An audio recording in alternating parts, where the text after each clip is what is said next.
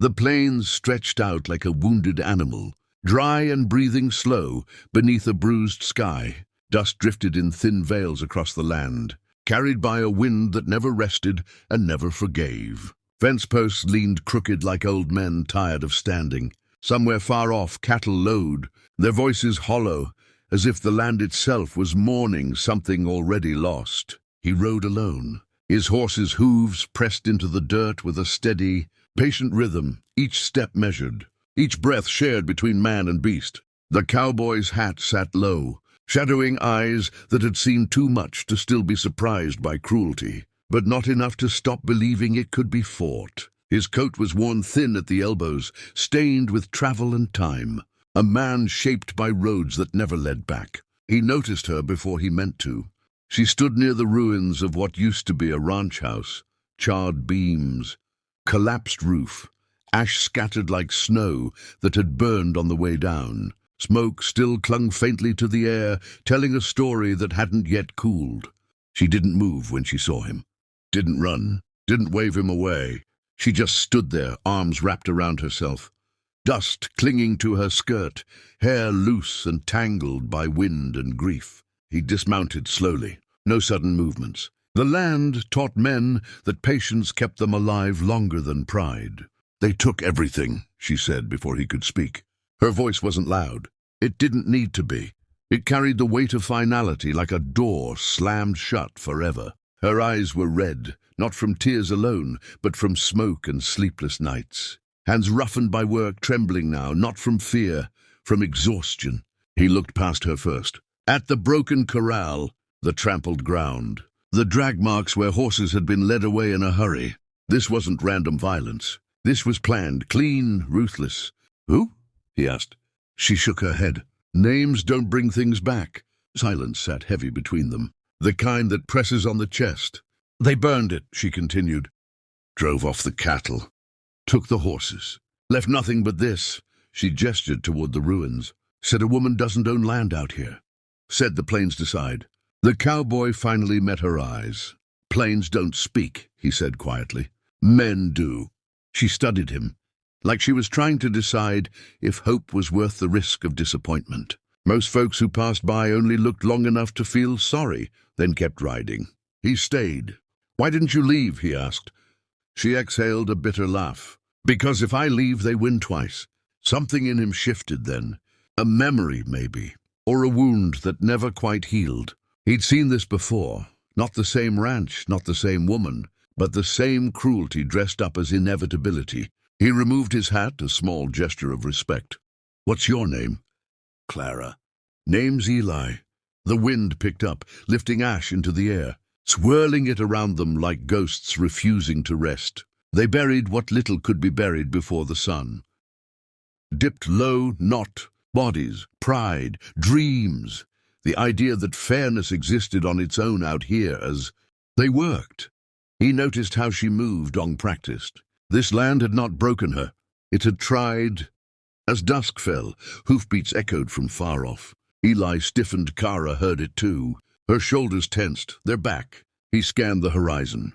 3 riders, silhouetted against the dying light, moving slow, confident, predators returning to admire the kill. "Go," he told her. She shook her head. "I'm done running." Eli placed himself slightly in front of her. Not dramatic, just deliberate. The riders stopped a few yards away. Their leader wore a pale coat, clean despite the dust, like he didn't belong to the land he was poisoning. His smile came easy, too easy. "Well now," the man said. "Didn't expect company." Eli kept his voice calm. "Ranch looks empty to me." "That's so." The man's eyes slid to Clara. Funny thing about empty places. Folks still think they can claim 'em. Clara stepped forward. "It was mine." The men laughed. Eli felt the old pull, the urge to end things fast and violent. But violence had consequences, and he'd buried too many of them already. "You got what you came for," Eli said. "No need to make it uglier." The leader leaned closer, studying Eli's face. "You passing through, cowboy?" "Always." "That's a shame." He smiled wider. "Because we don't like witnesses." The air thickened. One wrong move would turn the plains red. Then Eli said something unexpected. "She's not worth the trouble." Clara looked at him, shocked. Eli continued, eyes locked on the leader. Not in the way you think. You took her land, her stock, her house, but not her worth. I see that still shining. The smile faded. Something about those words unsettled them. Men like this thrived on fear, not dignity. Mount up, the leader finally snapped. We'll deal with this later. They rode off, dust trailing behind them like a threat left unfinished. Clara exhaled slowly. They'll come back. Eli nodded. I know. She studied him again. You staying? He looked at the broken ranch, the open plains, the woman who refused to be erased. For now, he said. Night fell hard. Stars burned cold above them, indifferent witnesses to promises and violence alike. As they sat by a small fire, sharing silence more than words, something fragile formed between them. Not love yet, not trust fully, but recognition. Two survivors standing where others would have knelt. And somewhere out in the darkness, men were planning how to finish what they started. Morning didn't arrive gently. It came hard and pale, scraping the darkness away like a blade dragged across bone.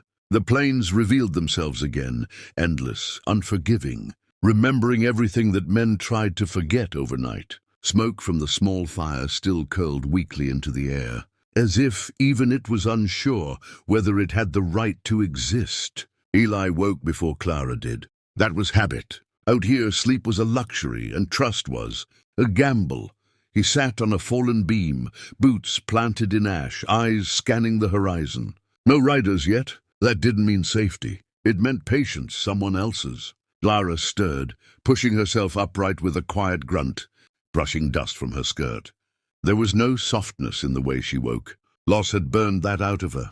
They'll be watching, she said, voice rough already are, Eli replied. She glanced at him, then followed his gaze to the distant ridge. Nothing moved. That was the problem. They ate what little he had brought, dry meat, hard bread, survival food.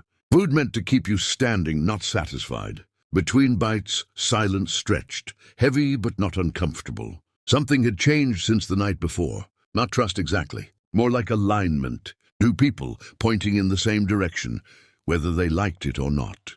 You didn't have to stay, Clara said finally. Eli shrugged. Didn't have to leave either. She studied him. Men don't risk trouble without reason. Some do, he said. Most lie about why. She waited for him to explain. He didn't. By midday, dust clouds rose to the south. This time, not riders, wagons. Ranchers from nearby land, curious, nervous. They kept their distance at first, eyes flicking from Eli to the ruins, measuring danger like men always did. Word spread fast on the frontier. Burned ranches were warnings, and warnings were contagious. An older rancher finally dismounted. His beard was gray, his eyes sharp. Heard what happened, he said. Figured I'd see for myself. Clara straightened. And it's worse than rumor, he replied. Those men are expanding. Eli felt it then. The shape of the problem. This wasn't personal anymore. It was systematic. They take land, the rancher continued. Say it's for protection. If you refuse, they make an example. Clara's jaw tightened. They killed my husband 2 winters ago. The men shifted uncomfortably. Called it an accident, she said. Horse through him. Funny how the same men showed up the next week offering to buy the ranch cheap. Eli clenched his fist slowly, deliberately, keeping control. You refuse again? The rancher asked. Yes. The old man sighed. Then they won't stop. That night, Eli rode out alone. He followed tracks into the hills, where rock replaced dust and shadows swallowed sound. He didn't plan to fight. Not yet. He needed truth, and truth often waited where bad men felt safe. The camp sat in a shallow ravine. Fires burned. Laughter carried. Too relaxed. These men didn't fear consequences. That made them dangerous. Eli listened. He learned names, learned routes, learned that the pale-coated leader answered to someone else. A man further east. A man with paper deeds and lawmen on his side. Violence with legitimacy, the worst kind. As Eli turned back, a voice stopped him. You got a long shadow for a drifter. The leader stepped from the dark, hand resting casually near his belt, calm, confident. You shouldn't have stayed, the man said. Someone had to, Eli replied. The leader smiled thinly. You think you're the first man to grow a conscience out here? No, Eli said. But I might be the last you underestimate. For a moment, the world held its breath. Then the leader stepped aside. Ride safe. Eli knew what that meant. Back at the ranch ruins, Clara waited. She saw it in his face before he spoke. It's bigger than us. Yes. And you still stayed. Yes. She stepped closer. Not touching. Close enough to feel his presence. If this ends bad, it will, he said. A long pause. And then thank you, she said softly, for seeing me. The words landed heavier than any threat. Far off, thunder rolled, or hooves. It was hard to tell anymore. The plains were shifting, lines being drawn, and in Chapter 3, someone would have to cross them. If you felt the tension tightening and the frontier closing in, make sure to like this video, comment what you think Eli should do next, and subscribe so you don't miss the finale.